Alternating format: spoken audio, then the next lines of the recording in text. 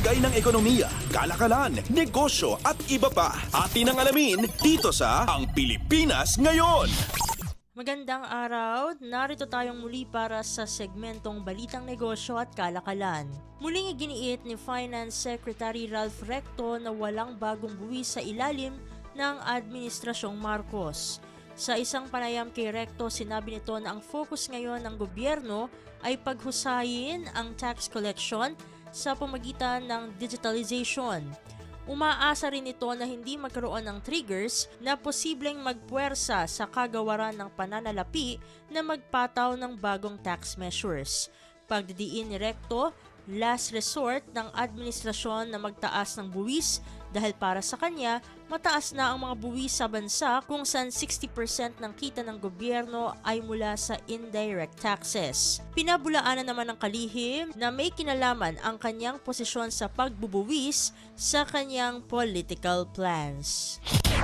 Lagay ng ekonomiya, kalakalan, negosyo at iba pa. Atin ang alamin dito sa Ang Pilipinas Ngayon. Sa iba pang mga balita, muling nagpaalala naman ang Bangko Sentral ng Pilipinas o BSP sa mga BSP Supervised Financial Institutions o BSFI na may serbisyong PesoNet at InstaPay na tiyaking may operasyon ang kanilang mga customer service tuwing holidays at non-working days. Ayon sa BSP, dapat consistent ang BSFIs na nakasusunod sila sa Memorandum Circular kung saan nakasaad ang panuntunan sa PesoNet at InstaPay operations na inilabas pa noong nakaraang taon. Ginawa ng Bangko Sentral ang pahayag upang mapaghandaan ang patuloy na paggamit ng publiko ng interoperable digital services ngayong Semana Santa. Bahagi rin ito ng pagsisikap ng BSP na maipromote ang financial consumer welfare. Ang PesoNet ay batch electronic fund transfer service na maaaring alternatibo sa mga cheque at recurring payments, habang ang InstaPay ay real-time, low-value digital payments facility na maaaring magamit bilang immediate payment transaction. Lagay ng ekonomiya, kalakalan, negosyo at iba pa. Atin ang alamin dito sa Ang Pilipinas Ngayon.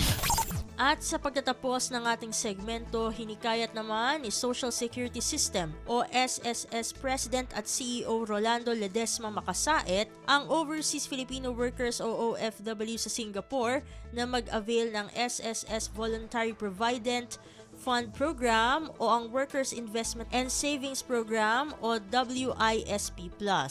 Ibinahagi ito ng opisyal sa kauna-unahang SSS Kapihan sa Singapore na isinagawa noong Marso Agis ng taong ito. Ayon kay Macasaet, makatutulong ang pag-invest sa WISP Plus upang madagdagan ang retirement savings at pensyon ng mga ito. Dagdag pa ng opisyal, flexible ang naturang savings scheme dahil maaaring maghulog ng minimum na 500 pesos ang miyembro na pwede pa niyang dagdagan. Noong taong 2023, umabot sa 386 million pesos ang nakolekta ng SSS sa Voluntary Provident Fund Program mula sa 30,000 SSS members.